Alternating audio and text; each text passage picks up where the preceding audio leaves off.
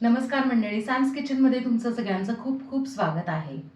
मंडळी, आज आपण आहे ना नैवेद्याच्या पानातली भाजीची एक रेसिपी दाखवणार आहोत बरं का. आता बेसिकली ना नैवेद्याच्या पानात जो प्रत्येक पदार्थ असतो तो कांदा लसूण विरहित असतो. म्हणूनच आज आपण कांदा लसूण विरहित अशी सोलीव बटाट्याची भाजी. आता सोलीव म्हणलं ना की बऱ्याच जणांना प्रश्न पडेल, सोलीव म्हणजेच उकडलेल्या बटाट्याची भाजीची रेसिपी आज दाखवणार आहोत आपण. 3, 2, 1. नैवेद्य विशेष सोलीव बटाट्याच्या भाजीसाठी आपण इथे आहे ना एक 3 बटाटे उकडून घेतलेले आहेत. आता हा मोठा होता म्हणून, नाही तर मध्यम आकाराचे आहे ना 4 लागतात बटाटे. आणि उकडताना आपण अजून एक एक्स्ट्रा शिट्टी करायची म्हणजे छान मऊ शिजतात. या बटाट्याची आपण आहे ना सालं काढून घेऊयात. आता आपण आहे ना बटाटे चिरून घेऊया.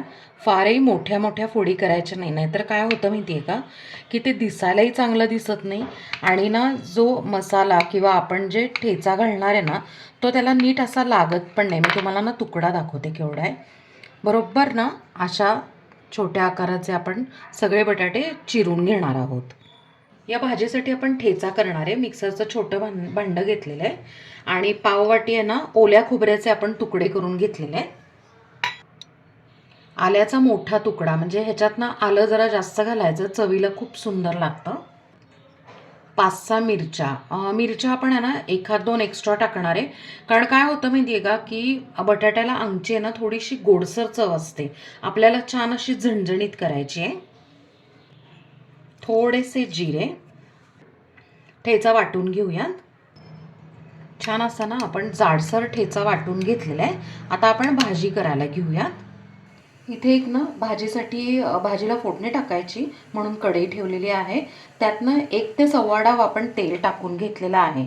त्यात आता अर्धा चमचा मोहरी छान तडतडली आहे. आता गॅस बारीक करायचा. पाव चमचा हिंग, कढीपत्त्याची पानं,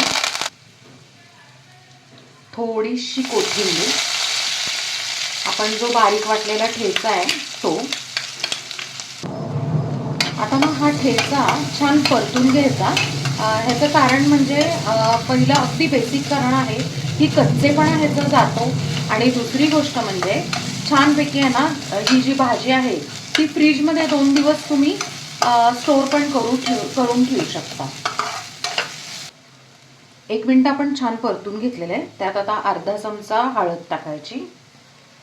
हळद छान आपण मिक्स करूया.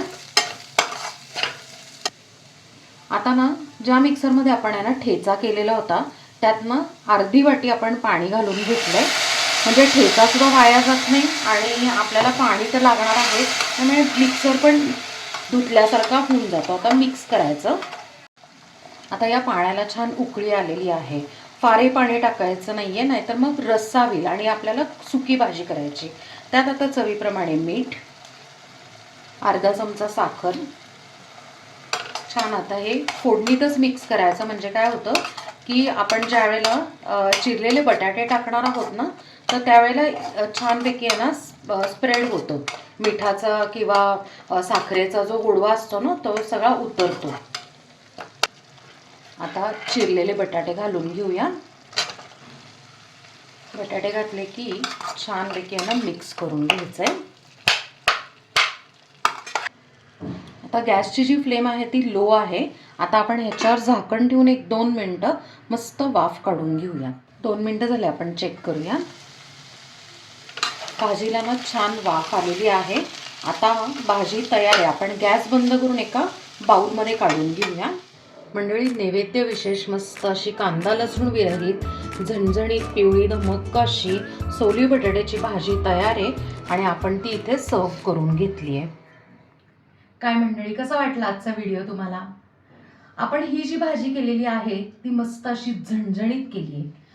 त्याचं कारण का माहिती का, की पानात आहे ना काय होतं की सगळे जे पदार्थ असतात बाकीचे थोडे अळणी असतात किंवा एखादा गोड पदार्थ असतो. एक पदार्थ कुठला असा झणझणीत असेल ना तर नक्कीच आहे ना जरा तोंडाला चव येते. सो नक्की ह्या भाजीचा प्रकार किंवा ही रेसिपी जी आहे करून बघा. आता होळी तर अगदी 3 दिवसावर आलेली आहेच आहे, त्यावेळेला नक्की बटाट्याची भाजी करून बघा. ह्याच्या व्यतिरिक्त आपण आहे ना स्पेशली नैवेद्याच्या पानातले काही पदार्थसुद्धा केले आहेत, जसं की आहे ना कोबीची भाजी, साधं वरण, जिऱ्या मिऱ्याचं वरण, ते पण फोडणीचं. सो नक्की या सगळे जे पदार्थ आहेत तुम्ही पाहिले नसतील, त्याच्या लिंक्स मी डिस्क्रिप्शनमध्ये देते, चेक करा. आपल्या चॅनलला सबस्क्राईब करा, लाईक करा, शेअर करा आणि कमेंट करा. थँक्यू.